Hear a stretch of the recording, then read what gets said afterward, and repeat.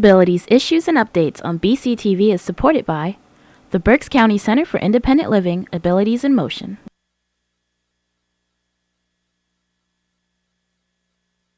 Updates. I am Teresa Faulkner, your host.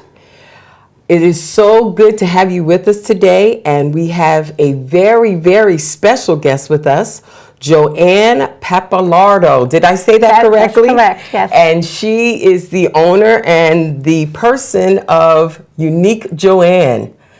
Joanne was actually a part of our ADA Celebration Art Show that was on July the 26th over at the Inn at Reading. Yes. But before we get into that, we just want you to tell us a little bit about yourself, Joanne. Okay, as you said, my name is Joanne Pappalardo. We've only lived in the Reading area for 3 years, originally from the Poconos. I'm 75 years old, married for 56 years this August, and we have 6 children and 11 grandchildren that keep us a little busy, or at least have. And I have Parkinson's disease, and that's my disability that I'm here to talk about. All right. Can you tell us, Joanne, this morning, what are some of the characteristics of Parkinson's disease? Well, Parkinson's is one of those diseases that everyone has a different kind of Parkinson's. I don't have the tremors. I have weakness. I had, before I was diagnosed, I had very much difficulty walking. My handwriting got very small. Okay. My voice got very weak. Luckily, after I was diagnosed and we moved down to Reading, I had therapy called Big and Loud, which is specific for Parkinson's, and that was like a world changer for me. Okay. It brought me, my husband said it like resurrected me almost. Can I ask you a question, Joanne? The diagnosis, when did that happen? I didn't get officially diagnosed, I think, until 2014. I started feeling symptoms late in 2011 or early in 2012.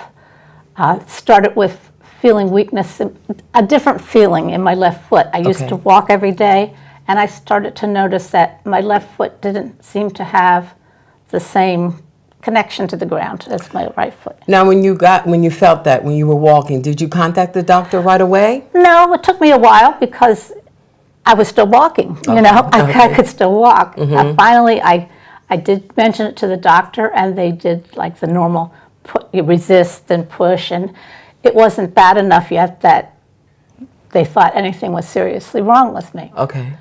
As it progressed, I went to several neurologists. I also had an eye surgery, a cataract on my left eye, which didn't quite go so well. And they were trying to put the two together since they were both on my left side. Okay. So I saw a lot of eye doctors too. So you actually said you noticed other things started to happen. Was it more with your walking, or what other With the things happened? walking, I could tiredness, extreme tiredness. I spent a lot of time in bed. I couldn't walk very far at all. My walk was slow and shuffling, sort of hunched over. Typical Parkinson's walk, I understand now. And like I said, my handwriting, I'm left-handed, so my handwriting's always been kind of terrible anyway, but it got very small. And that's a symptom. And my voice got very, very low and soft. Oh, okay. And so part of the Big and Loud, the big is the motion, the steps, to get you moving correctly. The loud is the speech, and it entailed like speech therapy and physical therapy. It was a wonderful program. 4 weeks, 4 times a week for 2 hours each. So it was quite intensive. Okay. How did it affect you emotionally when you were diagnosed with Parkinson's? Actually, I was happy because I had been to so many doctors and nobody was coming up with anything that I was beginning to wonder, what is wrong with me? Okay. In fact, the one doctor that diagnosed me did a little test, electrical stimulation test. He said, let's just make sure it's not ALS, which scared me to death since I had lost a sister-in-law and a neighbor to ALS. I was quite familiar with that. Okay. And when he said it's not ALS, it's Parkinson's, I said, thank God. That's I was happy with that diagnosis. And like he said,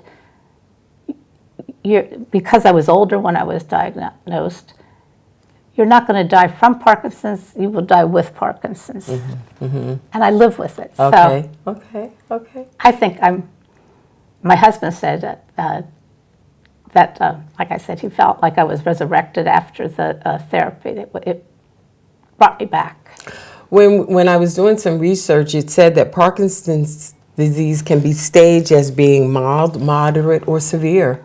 Did your doctor talk to you about those things? Yes. In fact, the most recent, like once a year, he does a more thorough assessment of where I am. And I think he said like the highest for like severe would be like 150 or something like that. I was at 22. So right now it's mild. In the beginning, it certainly didn't feel mild because, like I said, it kind of sent me to bed for most of the time. Okay. It also happened at the time right after my dad died, so I was very busy, with I'm an only child, so I was very busy, like, with his final preparations and estate and all that kind of stuff. And I would work on that and just go to bed. It was very taxing. Were there any medications involved? Did the doctor offer or suggest medications at that time when you were diagnosed or Yes. later on? He started me on Sinemet, which is carbidopa, levodopa, which is the main medicine for Parkinson's.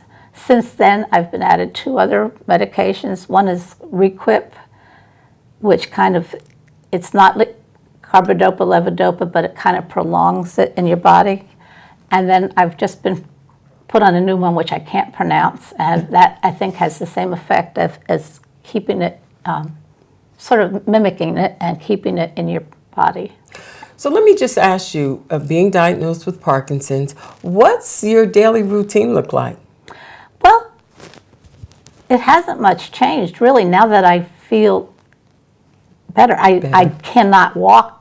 There's no way I can do 2 miles. I'm lucky I can make it some days to the mailbox and back, especially where we live. It's a new development of apartments, and they're building a new one across the street, and the road is full of pebbles and all kinds. So I have to really watch my steps. I don't do well on grass. I don't do well on going down hills, especially. I feel like I'm speeding up. Okay.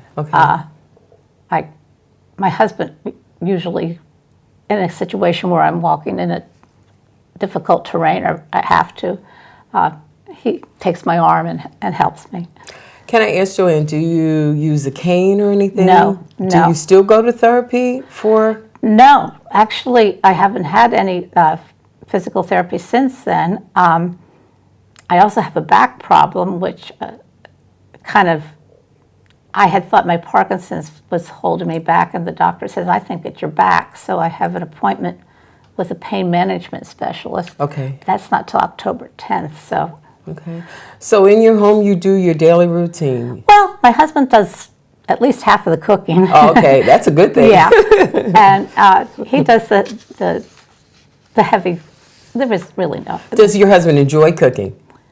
Not really, No. but he's become pretty good at it. Okay. He's experimented with some things and he's come up with some things that he likes to specialize in. And it's okay Most to of it change involves roles. Yeah. chicken, rice, and peppers. He's Italian, so I always say you start with olive oil and garlic, and after that, everything is optional. So. Okay, all right. What's your favorite dish your husband makes? Probably one of his chicken dishes. Okay. Yeah. The other day he made I made the sausage and peppers, and he added more sauce after we had sandwiches with it and made spaghetti with it. We're still finishing that off. That's several meals. Good. He always kind of makes too much. So Oh, we okay. always have leftovers for several days. Oh, well, maybe you can That's invite good. me over. That's good. It helps him too. Oh, to have wonderful. leftovers, yeah. In our discussion earlier, you had explained that Parkinson's, the Parkinson's disease is what actually pushed you into some of the things that you're doing. In July, we had the art show over at the Inn at Reading, and you were one of the participants in the art show. Let me ask you, what did you think about that? I thought it was great. I mean, I did very well there. I had been at another one where it was okay. I didn't sell too much. Thank God for my one neighbor and my daughter who did most of the purchasing. But at that one, it was very well attended. The people were very interested in everything, and I talked to some of the other vendors that were there. Found out about their disabilities and. You brought out a good point. The art show was actually participants who actually had disabilities. Yes, everyone did. And Everyone two there. people spoke about their disability, but it was kind of noisy. We were far from the microphone, so I really didn't get exactly what their disability was, but they spoke very, A lot of information was there. about it, and it was interesting. When we were there, we went around and we looked at, or we talked to some of the other vendors. What were some of the ones you thought that were very unique or you really liked? Oh, I liked the girl that had the clocks with the acrylic pouring, which is a technique I have tried and failed at. In fact, I've thrown some of the things away that I did. They were so bad, and hers were so beautiful. I really was impressed with how well she did that. There was a young man there with his parents, and he had woven scarves and hats and all kinds of things.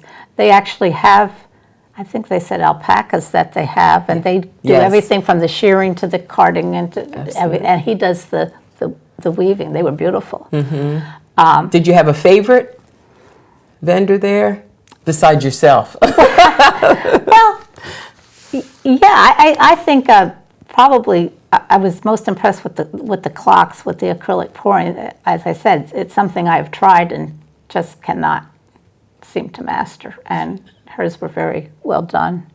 Why don't we just take a few minutes and we're going to kind of like view some of the other artists Okay. or the participants that were at the art show. We'll take a few minutes and then we'll come back to you and Okay. let you talk, okay? Thank you. Oh, there's Michael Bing, I believe. He actually was a painter. He was an artist. He actually painted pictures.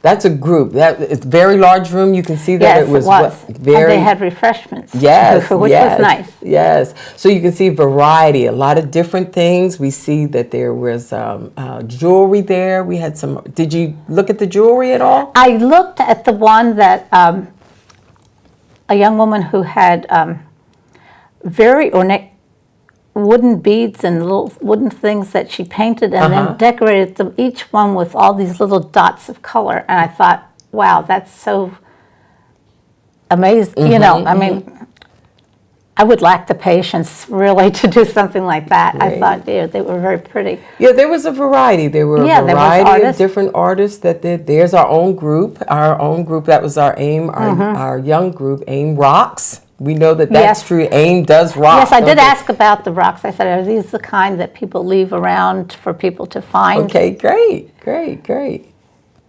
And that's your That's my- stand. that's my table, your stand. yes. We're going to come back to that a little later in our show and let you talk about the different things that you do there. So that was a very unique stand. Beautiful things.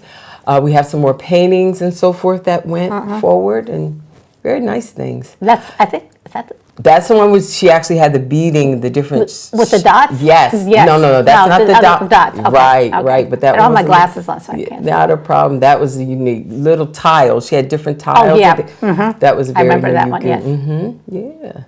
Painting, lots of different Lots of paintings, yes. Lots of very unique in their own way.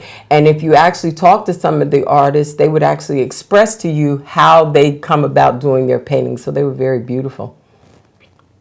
That was a crocheted. Remember, she had a She lot. sat next to me, I believe. Yes, we she- talked quite a bit to her and her boyfriend. They Yeah. were from New York, actually. Yeah, those are she did a lot of crocheting. There were Yeah. headbands, hats, all Yeah. different type of We things. bought my daughter a hat when she came over at the Oh, end okay, to help us good, clean up and good, stuff. wonderful.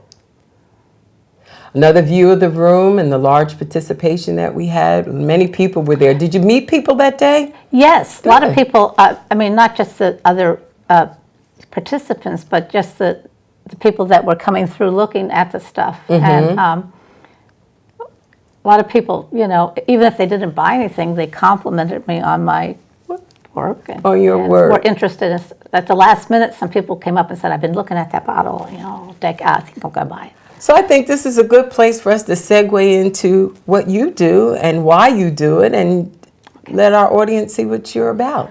Well, I got started doing this. I'm not really artistic. I didn't think I was, and I never did any crafts, but as sort of a self-imposed therapy, I started doing the adult coloring books Okay. because I'm left-handed, and it helped me staining the lines and adding enough pressure with the colored pencils and stuff like that. I got quite a few of them completed, and then I thought, what am I going to do with all this stuff?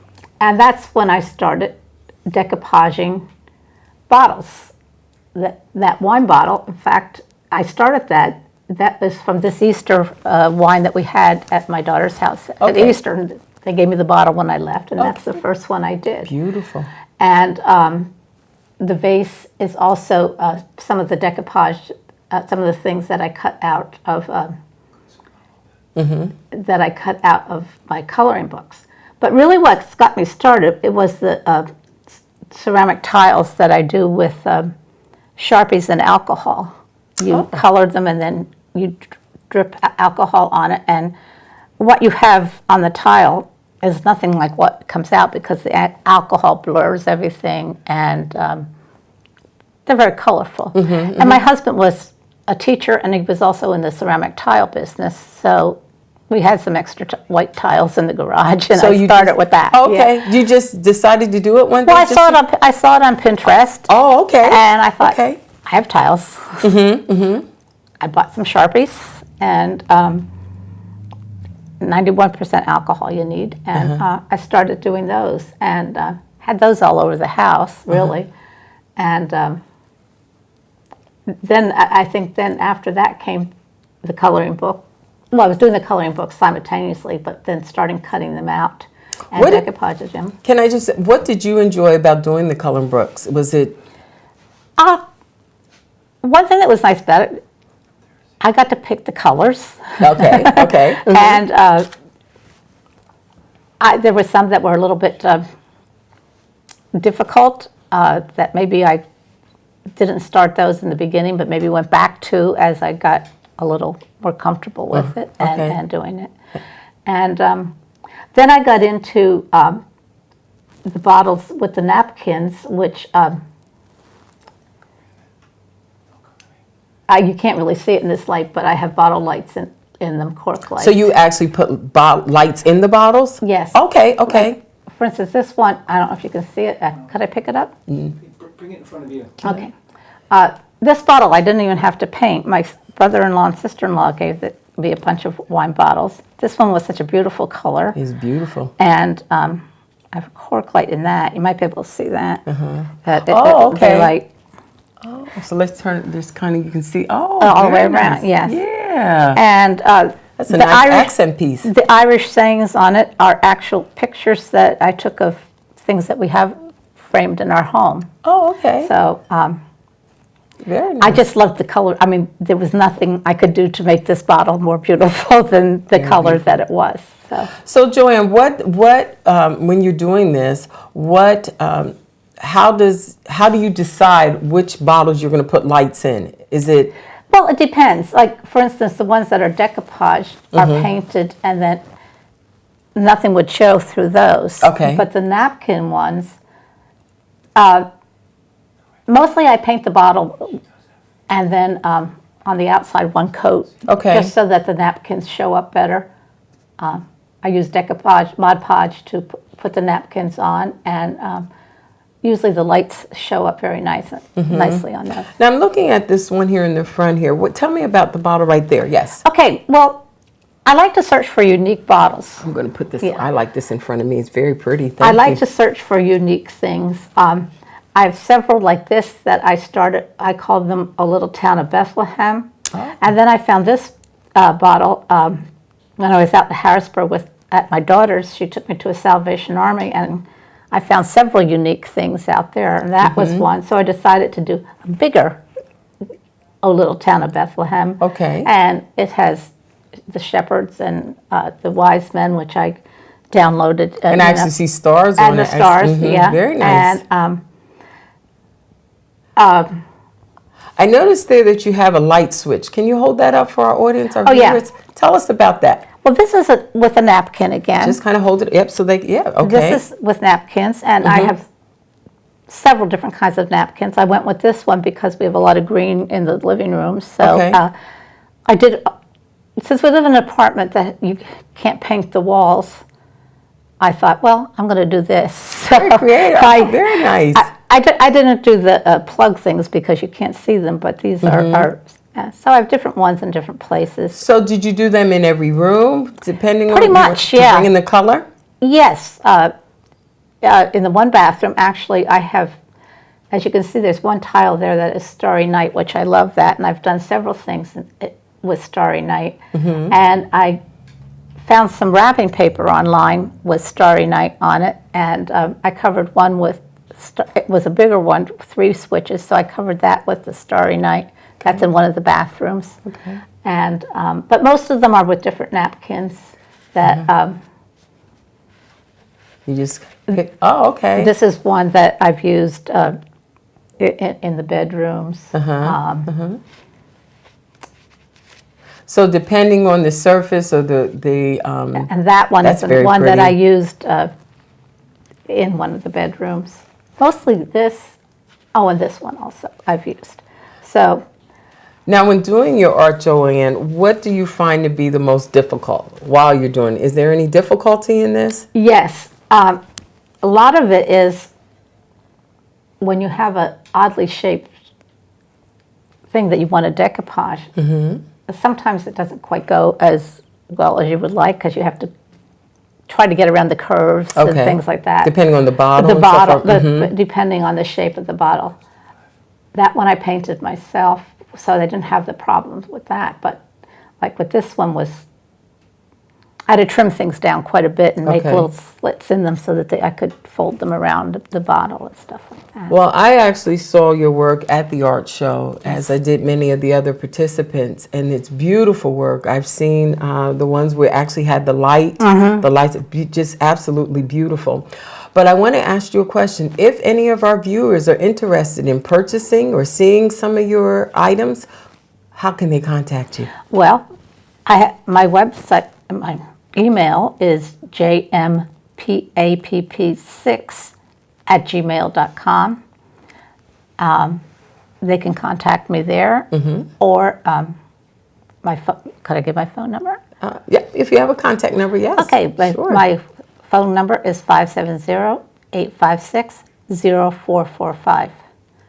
And And we can if they let us- have something that they have that they would like done, I can work with, anything. One neighbor of mine has purchased 3 of the bottles with this Paris, where is it? This Paris napkin, which okay. I've covered, she's for herself and gifts. Oh, okay. She's one for herself and 2 for gifts. that Oh, she- wonderful. She wanted that particular napkin that Wonderful. I have. Yes. And I have some Christmas ones also that I have done with The holidays will soon be upon us, don't you think? The next show that I'm doing is mostly Christmas stuff. Okay, are you out in the public where the show you're going to be? That It's- people might be able to find you there? It's at Flying Hills. Okay. At the barn at Flying Hills. The apartment complex we live in is owned by Flying Hills, so it's not. So be able to. That's at the end of October, I think, like the 28th or something of October. Wonderful. We do want to let our viewers know, if you are interested in Joanne's work, you can either contact her or you can contact me directly. I have her contact information, and then you can set up an appointment to see the beautiful work that she does. Thank you. Definitely, Joanne. We want to thank you again for participating in our art show, and we want to thank all of our participants that were part of that event in July. Are you looking forward to next year? Yes, I am. In fact, there's one little boy boy who kept coming back and buying tiles, and then he bought a bottle, and his name was Kyle. His mother had a stand. She works with teenagers that are disabled, and they make these medallions and stuff. And he was my best customer. Well, And he wonderful. said, "Are you going to be here next year?" Well, And I said, wonderful. "Sure." Are you? He was buying to give away things. Oh, Like, this wonderful. is for my sister, this is for my mother, and stuff like that. He was cute. Well, we at Abilities in Motion want to thank you and all of our participants that participated in the art show. We look forward to our event next year. But before we go, we definitely want to give a shout out to our STARS program, which is a program that is at Abilities in Motion and it is going on right now. Today is a graduation, and so that's something our young people are involved in. We want to give them a shout out and say congratulations and how proud we are of them at Abilities in Yeah. Motion. Joanne, in closing, I just want to thank you again for coming. Thank you for having me. Let's just give your email address again so that if persons want to contact you. jmpapp6@gmail.com.